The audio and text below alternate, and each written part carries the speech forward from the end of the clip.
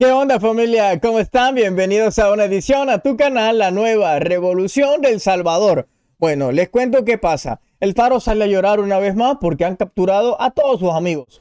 Va a dar una entrevista, pero en esta entrevista él dice de que todos los gobiernos habían ya pactado con maras y que Bukele también lo hizo y que por eso las maras terminaron en la cárcel. Una cosa muy rara de cómo ellos intentan sacar el resentimiento, el dolo que tienen contra Bukele por que capturó a sus amigos, esos con los que ellos iban a dormir empiernados, cachete con cachete, ombligo con ombligo. Pues eso es lo que está diciendo. Vamos. Eh, las tasas de homicidios han sido muy variables en los últimos 10 o 15 años en El Salvador, y su reducción ha obedecido principalmente no tanto a acciones efectivas del gobierno o de los cuerpos de seguridad, sino a negociaciones de distintos gobiernos o de distintos actores políticos. Él dice de que la reducción sí se dio en antiguos gobiernos, ¿verdad? Esa reducción drástica, según él, se dio en antiguos gobiernos por el pacto con Maras. Pero eso lo se contradice porque dice que cuando Nayib recibe el poder, lo da como tiene el país más violento en todo el mundo. Escucha. Hechas todas a oscuras. El gobierno de Bukele no ha sido excepcional. Desde que entró al poder en junio de 2019, de inmediato las tasas de homicidios descendieron de manera dramática, de uno de los países más violentos del mundo a un país con una tasa de homicidios de país desarrollado.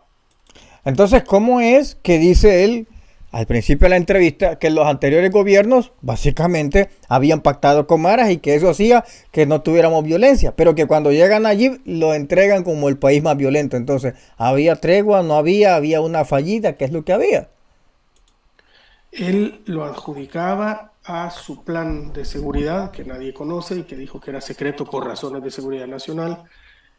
Y aproximadamente un año, año y medio después, supimos que en realidad se debía a que había estado negociando en secreto con las pandillas, y que las pandillas, como parte del acuerdo, habían ordenado, sus líderes desde la prisión habían ordenado a los pandilleros en las calles que detuvieran las olas de homicidios. Ok, y aquí viene la primera interrogante. Si es verdad que según él, los pandilleros ordenaron cesar, ¿por qué entonces en un día tuvimos 80 muertos? Y es que básicamente fue ahí donde Nayib dijo, no nos podemos dormir. Y empezó la guerra contra las pandillas. La verdad es que me cuesta mucho entender cómo a periodistas les duele que ya no existan los baños de sangre que existían en El Salvador. Que les duele de que las personas en las zonas de Soyapango, Apopa, San Marcos, ya no sean extorsionadas. Es la primera vez que yo veo a auténticos periodistas defendiendo y con dolo a delincuentes. Es la primera vez. Dicen de que se dieron cuenta que Nayib había pactado con las maras. ¿Y cuáles fueron las pruebas que presentaron? En todos los videos quienes salen son Norman Quijano. Salen funcionarios del FMLN, así como también sale el exalcalde que hoy está preso, Ernesto Mason.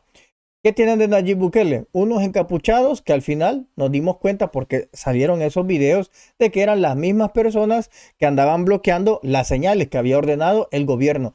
¿Qué pruebas tenían de eso? Y además todo el show se le cae porque ellos mismos han andado en las calles y han testificado que las maras y las pandillas como se conocían ya no se conocen y están en su completa erradicación. ¿Qué pacto, dígame usted, va a negociar donde yo voy a terminar con mi propia familia? Porque ellos se veían como una familia, las pandillas. Esto es absurdo. Simplemente escuchamos audios también cuando los pandilleros decían que la misma población los estaba entregando. No existe ningún pacto alguno y yo me niego a creerlo, no porque apoyan a Nayib, es que no hay pruebas que lo sustenten. Así de fácil y de sencillo.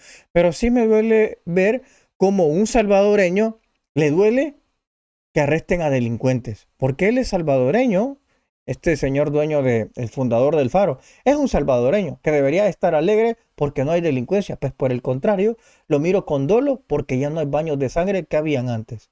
Ojalá y a él nunca le tocaran a su familia, como si fue al de cientos de salvadoreños. Muchas gracias por todo. Hasta pronto.